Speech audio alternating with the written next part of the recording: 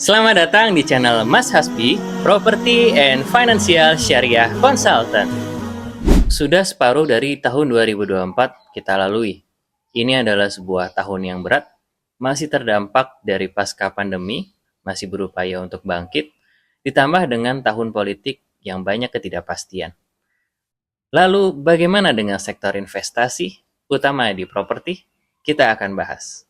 Kalau ngomongin investasi di properti, sebenarnya ada pilihan banyak sekali yang bisa menjadi sebuah peluang passive income, baik itu bulanan maupun tahunan, bisa di masa 40 tahunan atau 50 tahunan untuk pensiunan.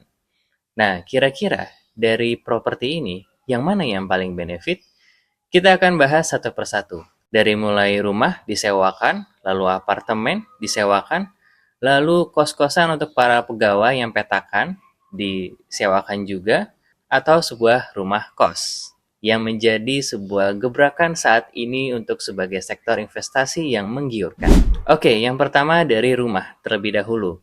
Misal ketika memang Anda memiliki sejumlah uang yang itu uangnya tidak terpakai dan bisa digunakan nantinya sebagai sebuah aset investasi, mungkin memiliki rumah lagi itu adalah sebuah benefit menurut Anda. Misal Anda mempunyai uang nganggur sekitar 500 sampai dengan 700 jutaan, itu Anda sudah bisa mendapatkan rumah secondary maupun baru di area Jabodetabek dan dekat dengan area orang bekerja. Namun coba Anda pikirkan bagaimana memilih rumah itu pastinya Anda sudah mengalami ya. Gampang-gampang susah. Apalagi kalau Anda concern pada lingkungannya, dengan strategisnya, dengan akses jalannya. Anggaplah Anda mendapatkan rumah dengan harga 500 jutaan. Atau kita lempengin aja 500 juta pas untuk perhitungan. Lalu Anda sewakan rumah tersebut kepada sebuah keluarga kecil yang memang mereka membutuhkan tempat sewa. Mereka adalah seorang pendatang yang mencari hunian dekat dengan tempat kerja sang suami atau istri yang bekerja. Anggaplah satu tahunnya itu 25 sampai dengan 30 juta. Jika kita ambil dengan 25 juta per tahun saja, kira-kira dengan harga 500 juta tadi, membutuhkan waktu berapa lama untuk balik modal? Kurang lebih mungkin di angka sekitar 20 tahunan Anda baru bisa mendapatkan uang itu kembali. Itu baru dari harga rumahnya saja. Belum nanti dikurangi dengan biaya yang mungkin Anda harus keluarkan sebagai seorang pemilik rumah. Entah itu renovasi, perbaikan, fasos, internet, atau lainnya menyesuaikan dengan kebutuhan Anda. Jadi dengan harga rumah 500 juta, lalu biaya sewanya 25 juta per tahunnya, itu kurang lebih Anda baru bisa mendapatkan kembali uang itu setelah 20 tahun. Dan itu adalah bukan waktu yang sebentar. Itu memang biasanya bisa diturunkan kepada anak-anak kita nanti. Itu adalah untuk rumah. Ketika Anda memiliki uang 500 juta dengan mengharapkan biaya sewa tiap tahun dari penyewanya. Lalu yang kedua adalah apartemen. Apartemen ini lebih menggiurkan secara lokasi karena biasanya mereka membangun apartemen itu menyesuaikan dengan fasilitas umum, entah itu KRL, MRT, atau akses publik lainnya yang membuat pekerja itu mudah untuk bisa pergi bekerja ke tempat mereka bekerja setiap harinya. Anggaplah ketika Anda membeli sebuah apartemen, itu harganya sekitar 200 jutaan. Lalu Anda sewakan kepada seseorang, kepada keluarga yang membutuhkan, dengan harga sewa yaitu 2 juta per bulannya. Artinya Anda bisa mendapatkan kurang lebih 25 juta selama setahun, dan untuk bisa sampai balik modal, sampai Anda mendapatkan uang Anda kembali itu, Anda membutuhkan waktu yang relatif cepat dibanding punya rumah tadi. Itu sekitar 8 tahun saja. Tentunya ini lebih cepat. Namun, Anda perlu tahu, ketika Anda memiliki apartemen, itu masih ada manajemen fee yang harus Anda bayar. Mungkin persentasenya bisa 20%, 30% dari biaya sewa yang diterima. Belum biaya pengelolaan dan biaya lainnya, dan tidak semudah itu menyewakan apartemen kepada para pencari tempat tinggal. Mereka beberapa ada yang lebih prefer rumah atau ada yang lebih prefer kontrakan menyesuaikan dengan budget mereka. Itulah tantangan ketika Anda memiliki kesempatan untuk menyewakan apartemen Anda. Dan ketika Anda memutuskan untuk investasi di apartemen, ingat apartemen itu tidak memiliki alas dasar tanah atau sertifikat. Beda seperti rumah ya, yang dimiliki itu hanya sebuah SHGB khusus untuk apartemen dan itu ada masa berlakunya. Jadi ketika ada sesuatu terhadap apartemen tersebut, ya Anda tidak bisa memiliki tanahnya, Anda hanya bisa memiliki bangunannya saja. Qadarullah kalau misalnya runtuh atau yang lainnya, ya ada musibah yang lainnya gitu ya, ya kemungkinan besar Anda tidak bisa mendapatkan apa-apa atau mungkin pun kalau mendapatkan ganti rugi tidak seberapa. Selanjutnya yaitu sebuah kontrakan atau kos-kosan yang bentukannya itu petakan. Ketika Anda memiliki uang mungkin 500-600 juta dan ingin membangun sebuah kosan atau kontrakan, Anda memerlukan sebuah area yang cukup luas. Anggaplah Anda membutuhkan luasan mungkin sekitar 300 meter persegi. Dan untuk mendapatkan tanah seluas itu di Jabodetabek memang tidak akan mudah, itu yang pertama. Lalu yang kedua, untuk harganya juga pasti tidak akan murah. Jika kita asumsikan saja harga per meternya itu 2 juta rupiah per meter, Anda mendapatkan tanah seluas 300 meter persegi, itu untuk beli tanahnya saja Anda harus mengeluarkan 600 juta. Belum ditambah biaya bangunnya, belum biaya yang lain-lain yang diperlukan, itu tidak sedikit untuk membangun sebuah kontrakan petakan atau kos-kosan. Belum lagi Anda harus memasarkan nanti kontrakannya, itu juga tidak akan mudah. Masih ada orang yang suka membanding-bandingkan fasilitas, lokasi, dan yang lain-lainnya. Dan harganya pun mungkin relatif lebih murah daripada apartemen. Kalau apartemen itu mungkin bisa 2 juta ke atas.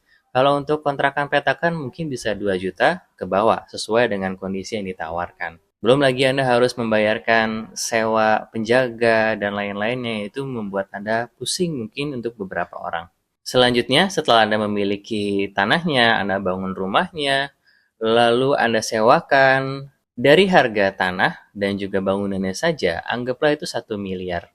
Lalu Anda bisa mendapatkan kurang lebih mungkin 10 petakan. Dengan 10 petakan itu Anda sewakan 1,5 juta rupiah per bulannya. Dengan 1,5 juta rupiah per bulan dikalikan 10 berarti 15 juta sebulan. Coba bayangkan dengan 1 miliar tadi itu dibagi dengan 15 juta per bulan. Kira-kira akan seberapa lama untuk bisa kembali modalnya? Mungkin ini akan dinikmati nanti oleh anak cucu kita sebagai warisan. Dan kalau memang qadarullah itu suatu hari harus dijual, itu tidak akan mudah menjualnya.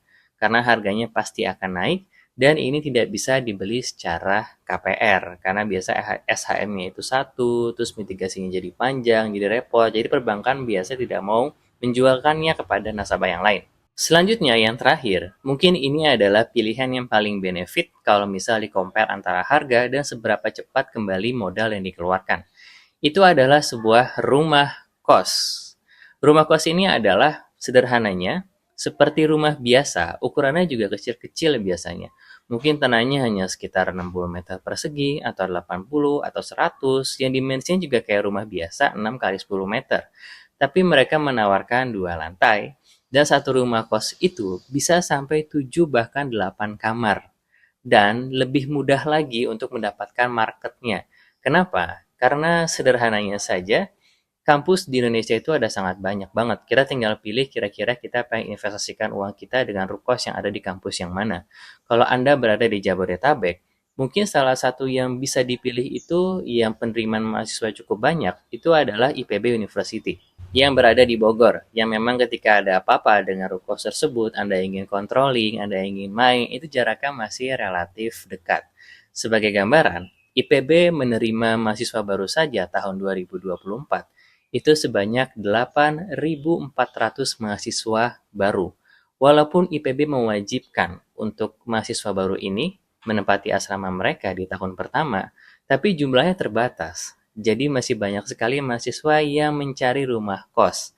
Dan memang sebagai gambaran juga, ketika yang masuk itu 8 ribuan, belum tentu di tahun itu yang lulus juga di angka 8 ribu.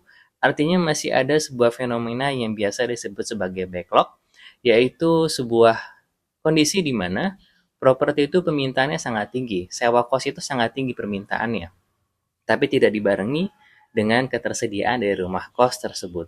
Di sini sudah ada pasarnya, sudah ada yang membutuhkan, Anda tinggal menyediakan produknya saja. Apalagi rumah kos itu surat dan legalitasnya sama seperti rumah. SHM, SIMB atau PBG dan juga PBB itu sama saja. Dan ketika dijual pun insya Allah juga akan lebih murah karena bentuknya seperti rumah, tampak depannya itu seperti rumah. Dan ini sangat-sangat benefit sekali. Selanjutnya itu benefit dari sisi legal ya. Bagaimana dengan kecepatan istilahnya BEP-nya atau kembali modalnya itu? Kurang lebih seperti ini proyeksinya. Anggaplah dengan kamar 7 tadi itu bisa mendapatkan kurang lebih bersih di angka 10 juta per bulannya. Berarti kalau 1 tahun itu bisa mendapatkan passive income kurang lebih 120 juta selama 1 tahun. Anggaplah rukosnya itu harganya ada di angka 1 miliar. Ya memang rata-rata di daerah Bogor itu rukos harganya sekitar 1 miliaran. Maka Anda bisa mendapatkan BEP itu mungkin di tahun ke-9 atau 10 untuk bisa kembali modalnya. Dan Anda bisa lebih mendapatkan kepastian karena marketnya lebih luas. Coba bandingkan dengan rumah.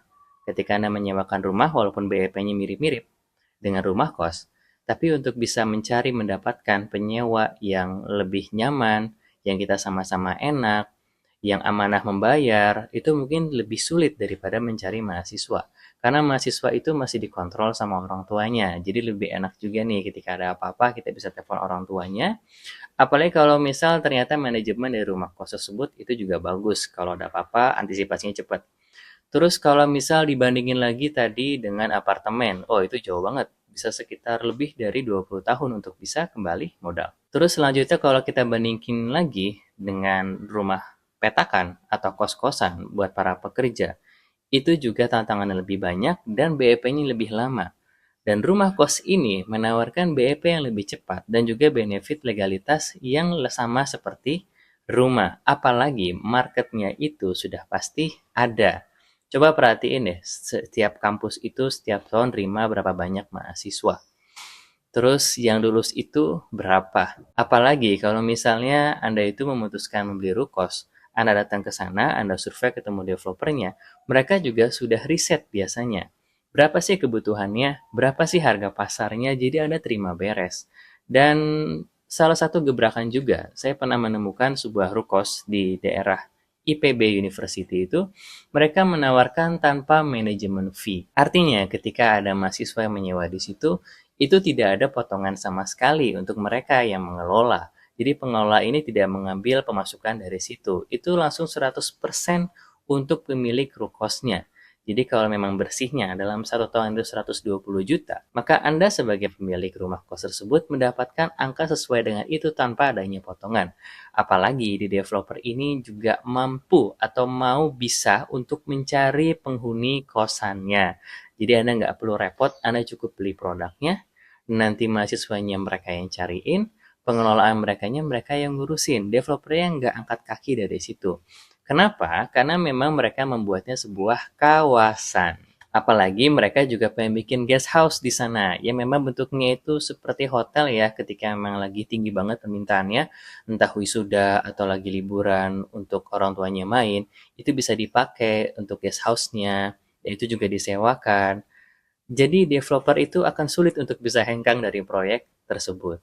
Mereka juga ingin bikin minimarket, bikin kafe, dan yang lainnya. Memang ingin mendapatkan sebuah pengelolaan yang tepat, sebuah gebrakan yang baru pada era rumah kos tersebut. Itulah beberapa 4 pilihan investasi di tahun 2024. Kalau kita urutkan kembali dari awal, tadi kalau kita ngomongin rumah ya, harga 500 juta dengan sewa 25 juta per tahunnya, maka baru akan bisa balik modal mungkin sekitar 20 tahun menyesuaikan dengan kecepatan pembayaran sewa tersebut. Terus yang kedua, kalau kita ukur dari apartemen harga 200 juta dengan sewa 2 juta per bulan, berarti 24 juta selama setahun.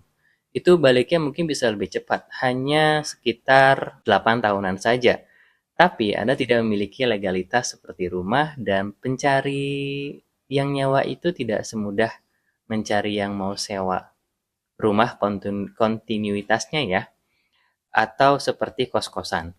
Lalu yang ketiga itu kos-kosan yang petakan. Ini Anda membutuhkan modal yang lebih besar, bisa sampai 1 miliar. Lalu ketika dijual kembali juga sulit, dan mencari sewanya juga masih suka ada yang membanding-bandingkan. Belum lagi harga sewanya di bawah dari apartemen, bisa di bawah dari 2 juta per bulannya. Dan yang terakhir adalah rumah kos. Ini yang menurut saya paling ideal.